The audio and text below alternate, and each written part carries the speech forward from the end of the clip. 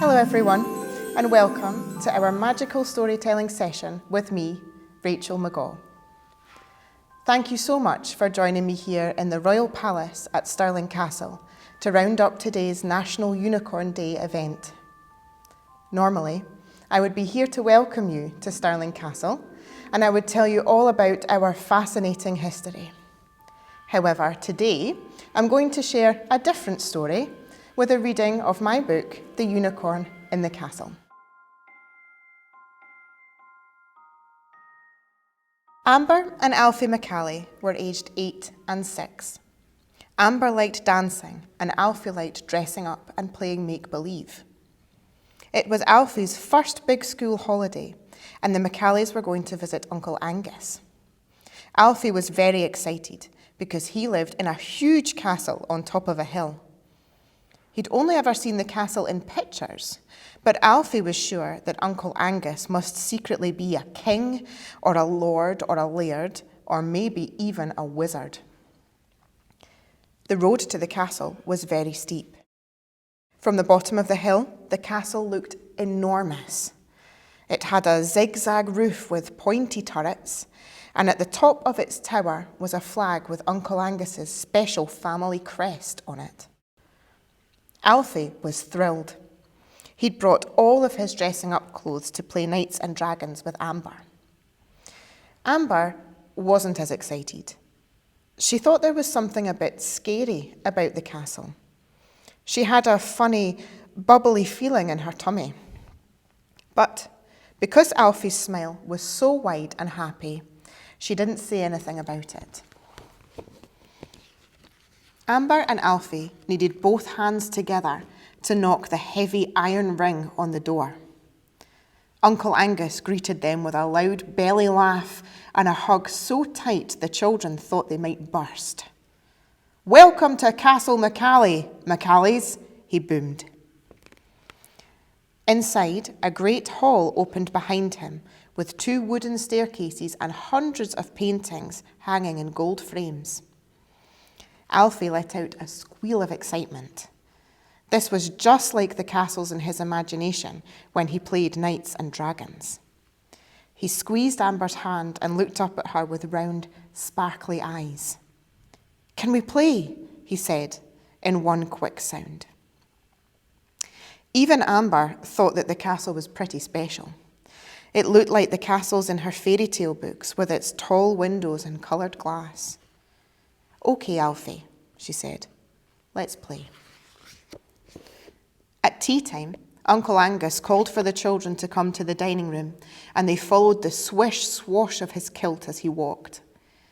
At the end of the hall, Alfie spotted a door. It didn't look very welcoming, though.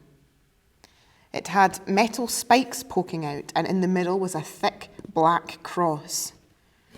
Amber saw it too. This door gave her the same funny feeling she had at the bottom of the hill. Uncle Angus noticed Alfie and Amber looking at the door. "Now, children," he said, "this is important. That door is always closed. It must always stay closed. You must promise your uncle that you will never go through that door. There's nothing for you to find, and it's not a safe place." "If there's nothing to find," asked Amber, "why isn't it safe?" Uncle Angus stepped closer so that he towered over the children. "Never you mind what's in there, lass," he said. Just don't go through that door." With that, Uncle Angus spun around and opened the doors to the dining room. Alfie gasped as the longest table he had ever seen stretched across the room. "There must be more than 100 chairs," he said. At the end of the table, Mum and Dad were sitting, so the children ran up to join them while Uncle Angus followed. The McCallies had a lovely meal together, and then Amber and Alfie were sent to bed. Upstairs, Amber climbed into bed and drew the thick, heavy curtains. She slept for a while, and when she woke, the room was dark. At first, she thought she might still be dreaming because she could hear a strange noise. It sounded like grunting. It wasn't Alfie snoring, though. She was used to hearing that. There was also a scraping sound and then the jangling of metal. She had that funny feeling again in her tummy. Amber couldn't think what might make that noise. She peeked through the curtains, but she couldn't see much in the dark. She listened and wondered what it might be until she fell asleep again. In the morning, Alfie arrived at breakfast in his night costume. Amber yawned and rolled her eyes. "Oh, what are you wearing that for?" she asked. "Because I am Sir Alfie Runs-a-Lot, bravest knight of the realm," he replied. "Come and play knights with me, Amber," Alfie said after breakfast. "I don't feel like it," Amber yawned. "I'm too tired." Alfie asked why, and Amber told him all about the strange noises she had heard from her bed. "I know what that is," said Alfie, jumping around and swishing his sword. "It's a dragon." "Don't be silly," said Amber. "Dragons aren't real." "Yes, they are," he replied. "And I know where to find one," he said, turning on his heels. Alfie took off at speed down the hallway. Amber followed as quickly as she could, but she just caught sight of him scoot through the door. The door that was meant to be closed. The door that Uncle Angus said they must not go through. The door to wherever it was that Uncle Angus said was not safe. Amber turned to find Mum and Dad, but she could hear Uncle Angus's voice in her ears. "You must promise not to go through that door," he had said. Alfie had broken that promise, and that meant that he would be in trouble. Amber didn't want that, so instead of finding Mum and Dad, she followed Alfie through the door. On the other side, it was very dark. Amber crept forward and bumped into Alfie, who had stopped still. "What are you doing?" she whispered. Alfie didn't reply. On the wall, there was a lantern. Amber lifted it and touched the flame to a candle, and one after another, dozens of candles lit all around the room. In the flickering light, Amber could see what had stopped Alfie in his tracks. Across the room was a strange creature. It looked a bit like a horse and a bit like a dragon, but not much like anything the children had ever seen before. It was pure white, with long legs and a long face, and an enormous pointed horn on the top of its head. "Alfie," said Amber, "that's not a dragon." Alfie looked up at her with frightened eyes and nodded. Amber's voice stirred the creature. As it moved, Amber heard again the jangling of metal, just like the night before when she heard the noise in her bedroom. She saw that the noise came from long, thick, gold chains that wrapped around the creature's body and locked it to the fireplace at the end of the room. Standing tall, the creature let out a grunt, and clouds of breath puffed from its nostrils. It scratched its feet against the stone floor and dust rose all around. It reared up on its back legs and shook its head, its bright white mane glistening in the candlelight. Alfie was terrified and grabbed Amber's hand. "It's going to get us," he shouted. "We need to go." The children ran back through the door and shut it tight with shaking hands. "What was that?" asked Alfie. "I don't know," Amber replied, "but I think I've seen it before." She led Alfie back into the dining room. In the daylight, they could see that the walls were covered by 3 enormous tapestries. The first tapestry showed the creature in a beautiful garden surrounded by people. The garden looked just like Uncle Angus's garden at the castle. In the second tapestry, the creature was captured inside a tall, round fence. It lay on the ground with its head down. In the last tapestry, the creature was tied down and covered in gold chains. Above the tapestries hung a long banner with writing. Alfie tried his best to read it. K-A-L-E Cal-E-Don-E-An. Caledonian, he announced proudly. The second word was a bit harder. Onion? He asked himself. "I can't read this word," he said. Amber looked up. "Caledonian unicorn," she said. The children looked at each other. Neither knew what that might be or why it would be locked up inside Uncle Angus's castle.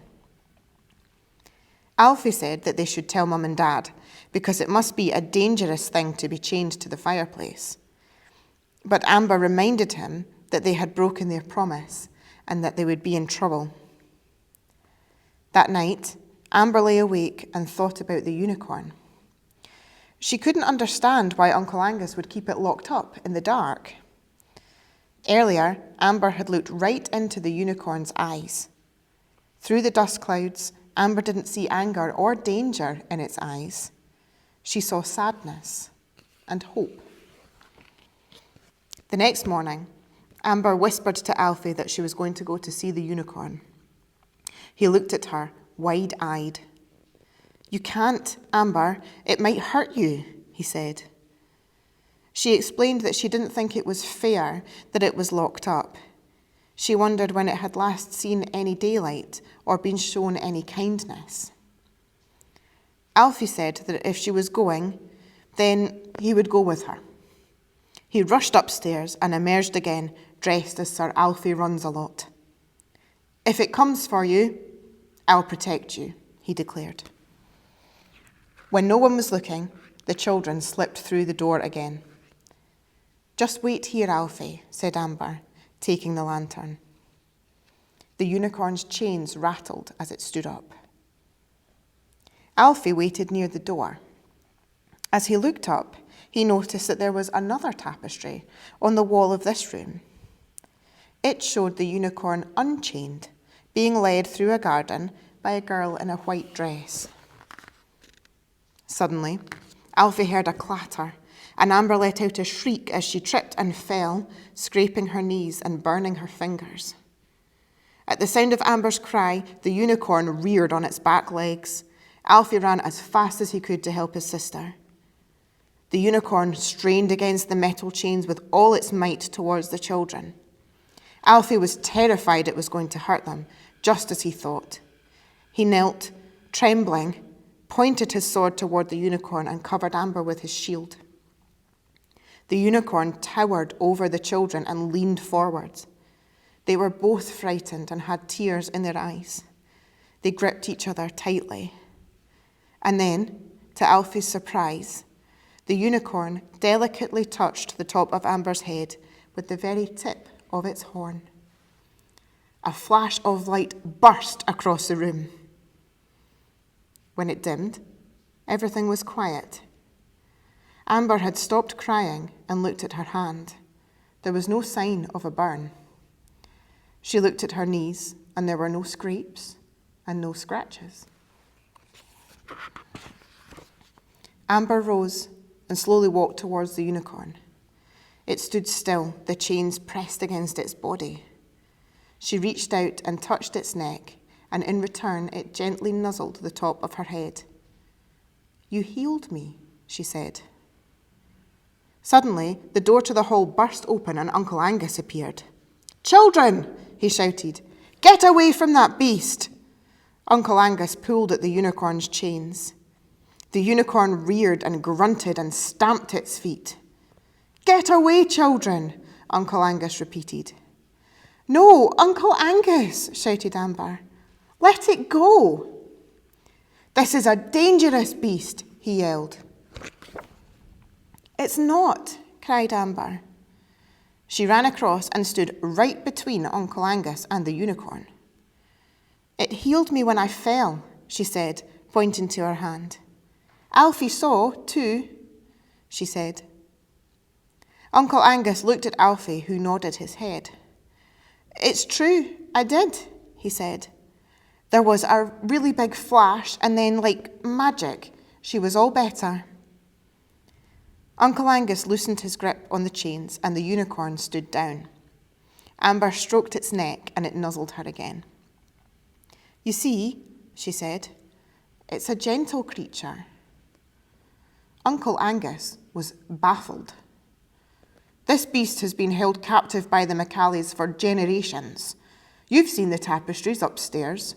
In all folklore, it's known to be the most dangerous beast when free, and so it must be chained by the McCallie family for our protection," he said. "But what about that one?" asked Alfie, tugging on his uncle's kilt. He pointed to the tapestry of the unicorn and the girl. "That was stitched by Lady Jenny McCallie 100 years ago," he said. "She said that the beast could be tamed by a fair maiden, but no one believed her." Uncle Angus and Alfie looked at Amber, who was gently stroking the unicorn's mane. "Perhaps she was right," Uncle Angus said. Together, the children and Uncle Angus released the unicorn from its chains. It didn't rear or run or scrape its feet. Instead, it trotted alongside Amber through the door and out into the castle gardens. Uncle Angus, Mum, and Dad watched the children playing in the garden. They spoke about Amber's power to tame the unicorn and decided that it would be best to stay at Castle McCallie so that the unicorn could be free. The children were delighted. It would be just like living in a fairy tale. Alfie could be a proper knight, and Amber would have the unicorn to play with every day. From then on, the family lived happily together in the castle. The unicorn was free to roam the gardens and would never be chained again. And no one was ever sick or ever hurt because the unicorn took care of the McCallie family forever. I hope you had fun joining me on that adventure with Amber and Alfie, and that the tale of the unicorn in the castle brought a smile to your faces. We've sadly come to the end of today's National Unicorn livestream event, but don't forget, there are many more activities to fill the rest of your afternoon and weekend. But most importantly, keep enjoying Scotland's mythical national treasure, the unicorn. Goodbye.